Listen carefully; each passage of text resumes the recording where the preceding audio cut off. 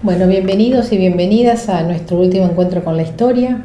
La idea de este encuentro es cerrar todo este recorrido que hemos ido haciendo en la historia institucional de nuestra provincia.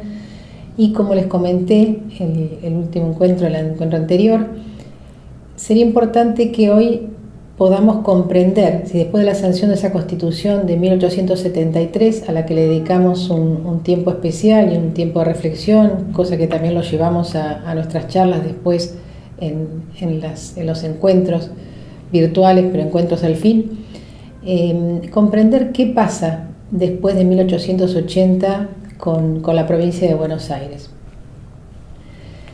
Si nos paramos en ese año, en el año 1880, no hay dudas, si en eso hay un consenso entre las distintas corrientes historiográficas, que es un año de grandes cambios en distintos niveles, pero para la vida política de la provincia son cambios en los que ya no se va a volver atrás, porque básicamente lo que ya charlamos, la provincia va a quedar sin su ciudad capital. Y este cambio no es solamente un cambio o una reforma, una modificación en la organización administrativa de la provincia, en este diseño institucional, que es lo que nosotros hemos centrado la mirada a lo largo de nuestros encuentros, sino también en su vida urbana, social, financiera, económica y cultural.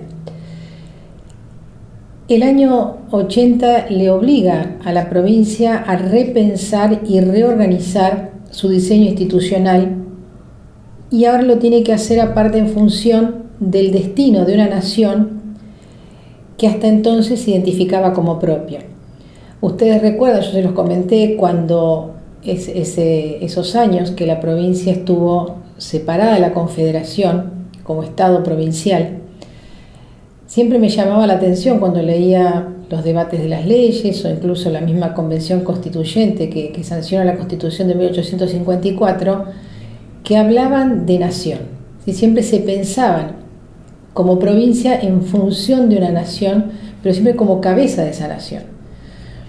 El fracaso de Tejedor en las urnas frente a Roca y después su fracaso también, el intento revolucionario que hace, va a terminar con la federalización de la ciudad de Buenos Aires y con la subordinación definitiva de la provincia al proyecto nacional.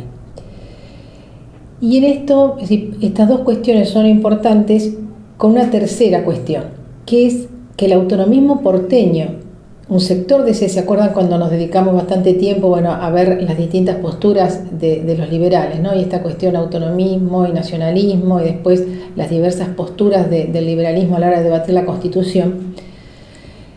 De ese autonomismo porteño, una fracción de gran peso en la vida política de la provincia va a apoyar a Roca en esta embestida contra los proyectos de Tejedor y de todo el grupo político que estaba detrás de él. Nombres como Carlos Pellegrini, como Dardo Rocha, como Eduardo Wilde van a haber apoyado a Roca y van a tener un protagonismo importante en la vida del gobierno nacional después del 80. Entonces, la política provincial tiene que replantear no solamente un diseño institucional, sino su lugar en la arena política. Ya no va a ser la provincia, sino que va a ser una provincia que va a estar a la par del resto de las provincias y va a tener que aprender a negociar en esos términos con el gobierno nacional.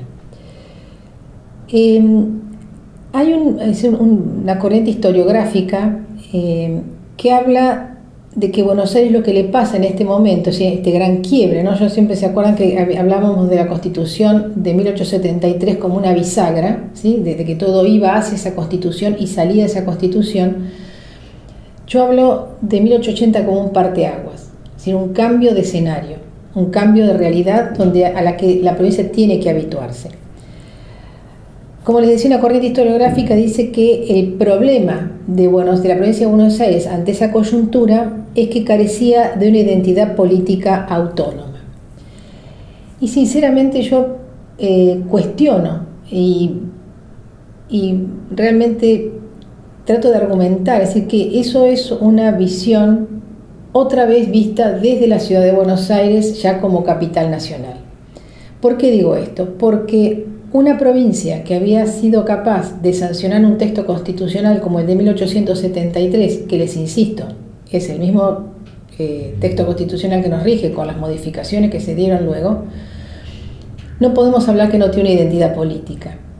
Es cierto que sufre de problemas profundos que vamos a tratar de ir señalando y de ir marcando, y no para darles una solución, pero sí para que queden enunciados, para que ustedes los conozcan y vayan viendo, bueno, cómo eso incide en el hoy, en el cotidiano de la vida del bonaerense y del trabajo de cada uno de nosotros. ¿Cuál es la primera dificultad que va a tener la provincia de Buenos Aires en este nuevo escenario? No tiene un centro político, no tiene una capital. Bueno, había que decidir el proyecto de esa ciudad. ¿Qué hubiera sido lo más lógico en función de este pasado que tiene la provincia de Buenos Aires? Que, como ya lo fuimos definiendo en nuestros encuentros, había comenzado institucionalmente como estado provincial, en estado genético, un protoestado, como lo quieran llamar, pero que ya se había conformado en 1820. La idea hubiera sido elegir una ciudad que ya estuviera conformada, que ya tuviera vida propia, donde se instalaran las autoridades provinciales. Quizás, y eso lo creo con otros colegas, incluso con gente más ligada al ambiente del derecho y de la historia constitucional, una buena opción hubiera sido la ciudad de Luján. ¿Por qué la ciudad de Luján? Porque, como vimos en su momento, cuando se disuelven los cabildos que genera esa ley, se acuerdan que termina de organizar la estructura política de la provincia en 1821, había dos cabildos, el cabildo de la ciudad de Buenos Aires y el cabildo de Luján. Entonces Luján hubiera sido una buena opción, justamente para no perder esa historia que sí la tiene, ¿sí? Desde esas instituciones, es decir, coloniales, hasta la formación de un Estado provincial y el recorrido que va haciendo ese Estado provincial hasta 1880, hubiera sido como una forma de dar una síntesis y como reubicarse o reiniciarse, podemos decir, un reformatearse en ese nuevo escenario nacional. Pero no, lo que se decide es una ciudad nueva, en tierras que eran dedicadas al pastoreo básicamente, y eso es una asociación justamente entre estos autonomistas porteños, muy cercanos al Círculo de Roca, que es concretamente Dardo Rocha, y también Hernández va a tener un gran protagonismo en este proyecto. Es larga la historia porque se elige este lugar, pero en definitiva se empieza de cero. Hay un historiador que trabaja mucho estos años, que a mí me gusta mucho, se llama Roy Ora, que él dice que era como un gran labrador al descampado. Es decir, la ciudad de Buenos Aires, la ciudad de La Plata, perdón, fue durante muchos años como una obra en construcción. Hay una foto que es muy impresionante, que está la casa de gobierno terminada, ¿sí? La casa de gobierno que conocemos todos, que es imponente, en medio de la nada, ¿sí? Entonces, esas figuras, me gustan mucho a veces las figuras, las fotografías hablan mucho de la situación y de quienes vivían en ese contexto. De la mano de este problema, justamente de iniciar una ciudad de cero, de tener que establecer vías de comunicación, de construir viviendas, de poner los servicios básicos para la gente que va a vivir acá, de la mano de eso y del peso de ese autonomismo porteño dentro de las decisiones en la configuración del nuevo orden institucional de la provincia, va a estar la dificultad de que las autoridades se instalen en la ciudad de La Plata.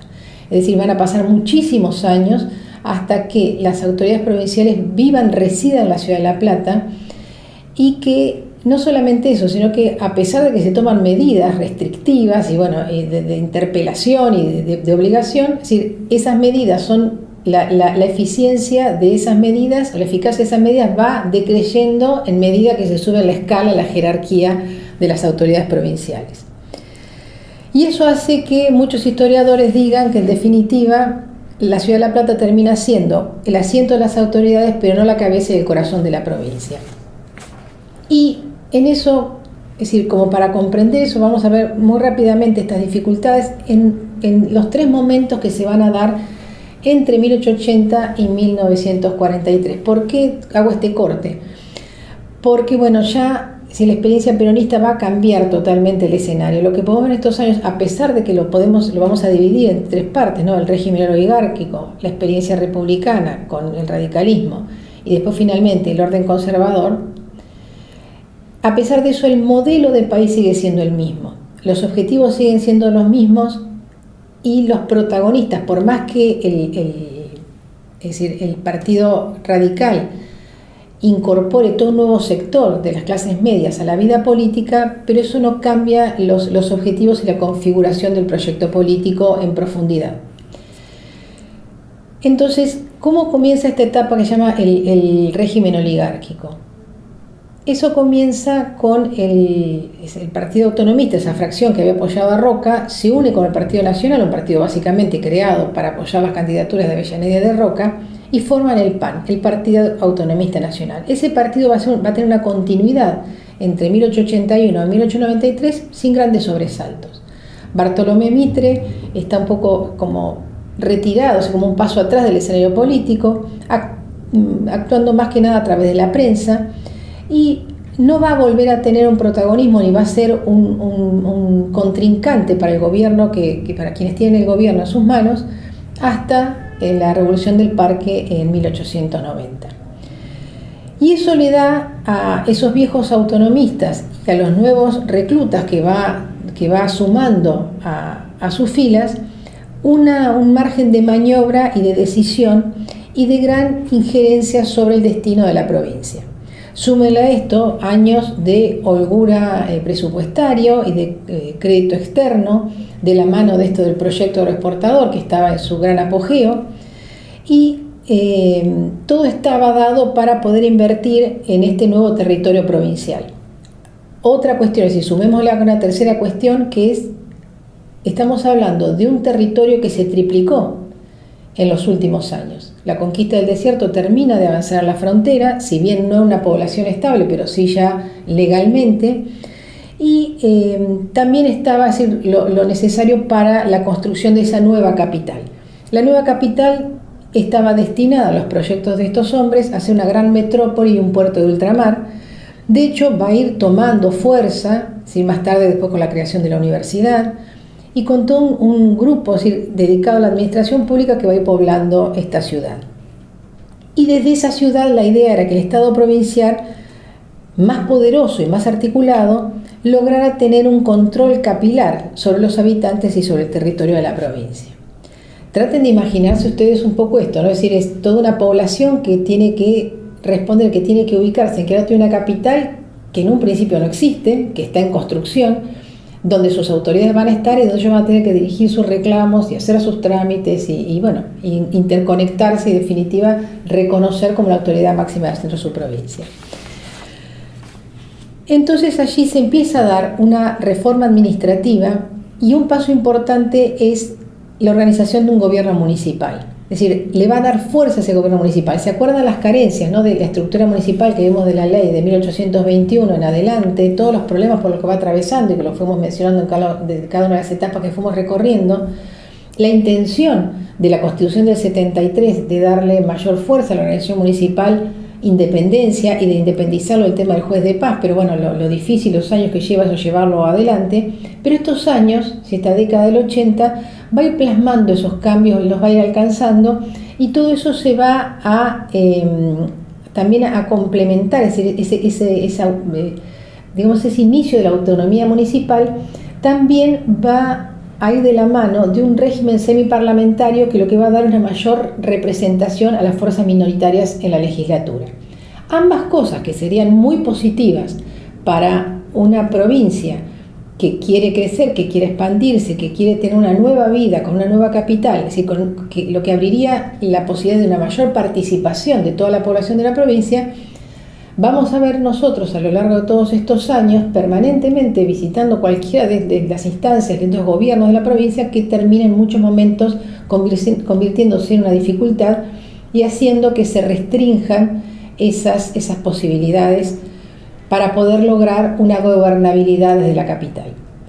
Y esto no importa el grupo político que esté gobernando, es decir, es un problema que atraviesa, yo creo que hasta el día de hoy, esta tensión, ¿no? Un gobierno provincial que permanentemente está presionado y tiene que responder con el gobierno nacional, aun cuando haya tenido el apoyo del gobierno nacional para llegar al poder, y ese mismo gobierno provincial que tiene que conciliar con los líderes municipales, con que son los que están con el día a día, con la población, con los ciudadanos y los que son, es decir, los que son la vía de sus reclamos, pero al mismo tiempo sus votantes o sus cuerpos militantes. Estos dos cambios que yo les decía, esto de un acceso, es decir, de las minorías a la legislatura y de un inicio de una autonomía municipal, se va a dar con el texto constitucional de 1889, que es la primera reforma que se le hace de la Constitución del 73. En ese texto se establece claramente ya la ciudad de La Plata como capital. Bueno, cambian el número de los años, ¿no? De 2 a 3 de los diputados, de los senadores, y de 3 a 4 el del gobernador, y aparece la figura del vicegobernador, aparece la figura del fiscal de Estado, y los jueces de paz. ¿Se acuerdan que en el proyecto de la Constitución del 73 habían dicho que iban a ser por elección popular? Eso nunca se hace, y lo que se hace, se oficializa la elección por el Ejecutivo de esos jueces de paz. Y se crea el Tribunal de Cuentas. En definitiva, es decir, en este escenario que se plasma en ese nuevo texto constitucional, va a suceder esta crisis del 90, que es una crisis política profunda que curiosamente la provincia viene como con un efecto retrasado. Recién va a ser en el año 93 cuando va a llegar el cimbronazo, ¿no? Piensen ustedes que esta crisis del 90 lo que va a generar es es decir, está generada por la Unión Cívica, que a raíz de esta crisis después se va a dividir en Unión Cívica Nacional y Unión Cívica Radical. Entonces lo que va a hacer eso es enriquecer el panorama político, generar nuevas alternativas de propuestas políticas, y enriquecer este partido autonomista nacional, que estaba un poco solo en el poder y que podía hacer y deshacer, ahora se encuentra con nuevas fuerzas que lo cuestionan, que lo interpelan, y también fundamentalmente con la Unión Cívica Radical, con nuevos sectores sociales que quieren ocupar un lugar en el campo político.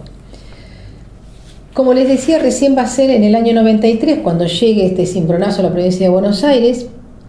Va a terminar con el gobierno del gobernador Costa, y otra vez dos sublevaciones, una radical y otra de los cívicos, es decir, de la Unión Cívica, va a sacudir la política de la provincia y va a demostrar que tanto de un sector como del otro, es decir, de los radicales como de los cívicos, los que van a mandar, es decir, los que dirigen esta rebelión pertenecen al alto mando del porteño. Es decir, siguen siendo desde Buenos Aires, desde fuera del distrito provincial, vienen estas rebeliones, que después se ejecutan obviamente con los que ya estaban instalados en el territorio, bueno, y estas fuerzas, estos caudillos municipales, estas cabezas municipales, pero bueno, en definitiva la idea, ¿sí?, viene desde afuera.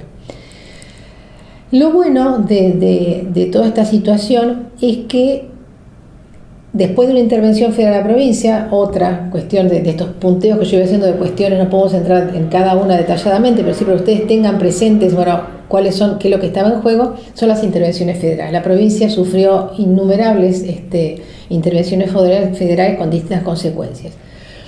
En este caso, superado, ¿sí?, el fin del gobierno de Costa y reorganizada la provincia, sí, comienza un periodo de mayor actividad política y de elecciones más competitivas, porque como dijimos, el juego político, como sea, se abrió.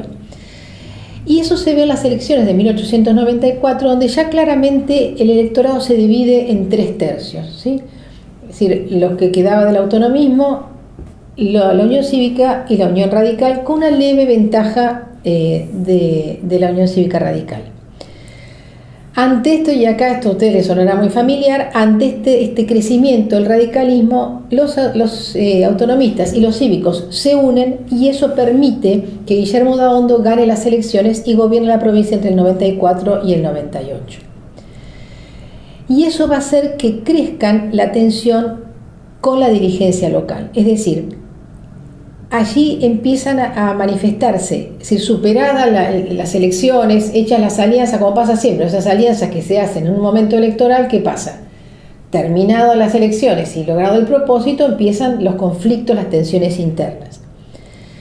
Y acá empieza a vislumbrarse un elemento que ya a principios del siglo XX se va a hacer muy notorio y va a pesar mucho en la política provincial, que son las tensiones entre esa cúpula que está en la ciudad de Buenos Aires y la dirigencia local.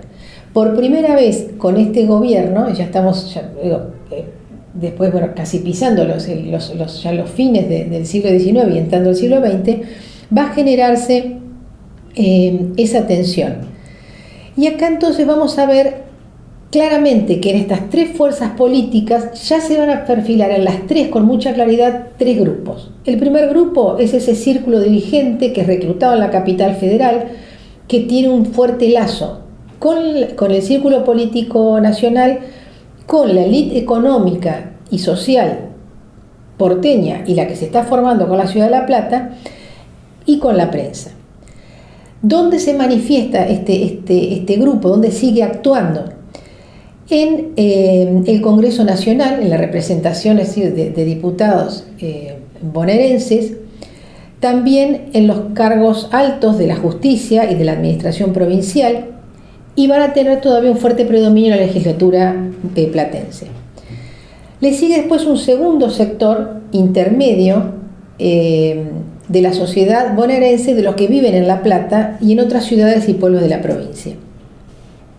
Y el ámbito de acción todavía está un poco circunscripto al municipio y a la sección electoral, pero ya empiezan a sentarse, es decir, como a tener, no hacer lo propio, pero sí más injerencia y más protagonismo en la Cámara de Diputados de la legislatura provincial.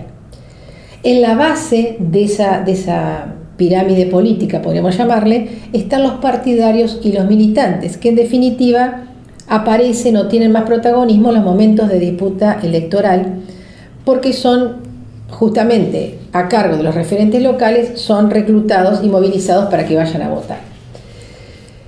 Y acá ya otro gran cambio, que es yendo hacia el siglo XX, es la provincialización, es decir, el nacimiento del provincialismo. Ya lo que llaman los metros, es decir, ya se habían establecido, se habían puesto nombres, no sé si se le ponen a estos grupos políticos nombres, ¿no? Los metropolitanos, que son los que vienen de Buenos Aires, se oponían a los que primero llamaban los rurales, después les llaman provincianos, y estos provincianos empiezan a tener un mayor protagonismo y a hacerse más visibles en cada uno de estos partidos y a querer ganar mayor espacio de poder. Y eso se ve muy claramente en las gobernaciones que se van sucediendo a principios del siglo XX, y acá nos encontramos con esto que yo les decía, tanta atención. Muchas veces, aunque lleguen de la mano del apoyo o con el visto bueno del gobierno nacional, cuando quieren dar un giro y poner políticas más provinciales, es decir, más que nazcan desde la provincia y para la provincia, ahí empiezan a encontrar los límites y se empiezan a generar los choques.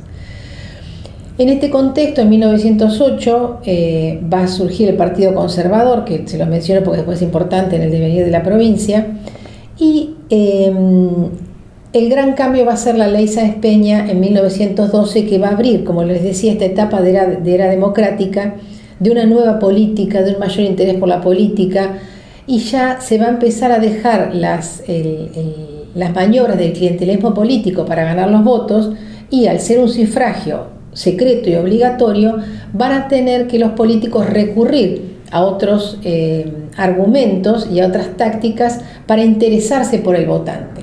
Si ya el votante no van a poder manipularlo, ni hacerle cantar el voto, ni obligarlo a votar por la fuerza o por la disuasión, sino que van a tener que empezar a interesarse, y va a empezar todo un mundo que es realmente fascinante de la propaganda política, ¿no? Con panfletos, con folletos, ganando los espacios públicos, en las plazas o en los teatros, y eso genera un movimiento de vida política en la provincia que la va enriqueciendo. En este periodo de esta experiencia republicana, yo quisiera destacar la figura de José Camilo Croto. Él gana las elecciones y se hace cargo de la provincia en 1918. Claramente, para poder ganar ese espacio, Irigoyen es el que en el 17 interviene en la provincia, pero cuando Croto llega al poder va a querer otra vez ganar, es decir, más espacio para los intereses provinciales. Bueno, eso le va a generar grandes problemas. Bueno, y también una cosa que va de la mano, que decía antes, Croto va a ser el primer gobernador que se instale definitivamente en la ciudad de La Plata y desde allá desde allí lleve adelante su gobierno. Pero hay una cosa importante de este periodo y que creo que es importantísimo, más allá de los vaivenes, de los desentendimientos entre el gobierno nacional y el gobierno provincial y la tensión con los municipios, en que le dan más autonomía, le quitan la autonomía, le dan participación, le sacan participación. Muchas veces los manipulan con el tema de las obras públicas, es decir, el apoyo del municipio va a estar premiado por los tendidos de redes, por el tendido del agua, por el alumbrado, por los nuevos caminos y demás, por la fundación de escuelas, por la creación de hospitales. Pero más allá de eso, es innegable que ya la provincia había pasado por una mutación profunda y duradera en el tiempo por sus preferencias a la hora de votar. Ya a pesar de que después la provincia vuelva, es decir, con el gobierno conservador, a partir de 1930, de alguna forma, es decir, y a pesar del fraude y a pesar del discurso de quienes empleaban el fraude como que lo hacían en favor de la provincia y se justificaban, ¿sí?, como que cualquier cosa con tal de sacar a los radicales del gobierno, ya esa conciencia de que a través del voto se puede lograr obtener ese crecimiento personal y comunitario, que en definitiva es el objetivo de estos votantes, ya va a quedar instalada.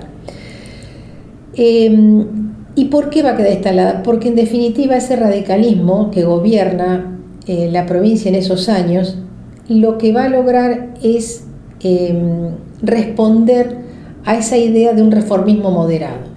Es decir, cambiar moderadamente, no en forma radical, las condiciones de vida que no podemos ahondar, pero que se ven enormemente modificadas por la modificación del espacio, por el crecimiento de las ciudades, por la instalación de una nueva capital, por las oleadas de inmigrantes, por nuevas formas de explotación, por el crecimiento cultural, por los programas de alfabetización y de educación de la población, la creación de la Universidad Nacional de La Plata, que primero es en 1905, es decir, creada, pero primero es provincial y después finalmente se nacionaliza. Es decir, todo esto va a generar una serie de cambios de los cuales ya no se va a retroceder. Entonces había muchísimas otras cosas que podríamos hablar, pero quisiera recordarles que este proceso, es decir, que a pesar de esta irrupción de los conservadores en el gobierno, del apoyo que Ortiz le da y de una hostilidad creciente hacia la ciudad de La Plata, hacia la provincia, que se hace totalmente explícita, de todas formas en ese periodo se va a hacer la reforma constitucional de 1934, que es interesante porque el radicalismo se abstiene, los protagonistas van a ser estos conservadores y los socialistas, se les da siempre un papel muy poco, se le da poca importancia a la participación de los socialistas. Yo las lecturas que he hecho de la Convención Constituyente diría que tuvieron un gran papel los socialistas, que es la de siempre ser como una espina clavada, ¿no? Es decir, siempre llamando la atención, presentando proyectos, insistiendo para que los proyectos entren. Y creo que esa Convención Constituyente dio por resultado la Constitución de 1934, que no sé si consciente o inconscientemente generó avances importantes que a lo largo de la vida provincial van a ser destacados, ¿no? Como las mayores garantías de la figura del habeas corpus. Se le da la posibilidad a la legislatura que por 2/3 otorgar el sufragio femenino, por más que ya sabemos que van a tardar muchos años en que se concrete, pero la idea ya queda presente. Se crea la Junta Electoral, se establece la elección del gobernador y vicegobernador en forma directa, y una competencia muy importante que se le otorga a la Suprema Corte, que es la resolución de conflictos municipales. Vamos a detenernos hoy aquí. Quise darles como un pantallazo de qué pasa después del 80, porque lo que se hace generalmente es como poner un velo, así, como que empieza una provincia totalmente dependiente de los, así como que pierde la gran batalla de tener su propia vida provincial y queda totalmente a la merced de los destinos del gobierno federal. Todos los conocemos, los problemas y los desafíos son cotidianos. El peso de una ciudad como Buenos Aires, a 50 kilómetros de la ciudad capital, siempre está presente. Después, el desarrollo de lo que se conoce como conurbano también pesa sobre lo que es la configuración del territorio provincial. Pero bueno, un poco el objetivo de hoy y de todos estos encuentros que hemos tenido es ser conscientes como bonaerenses y como parte de la administración provincial de que la historia de la provincia existe, tiene un peso, tiene una incidencia en nuestro cotidiano y que conociéndola podemos recurrir a muchos de los elementos que nos brinda esa historia provincial para lograr nuestra tan ansiada identidad bonaerense.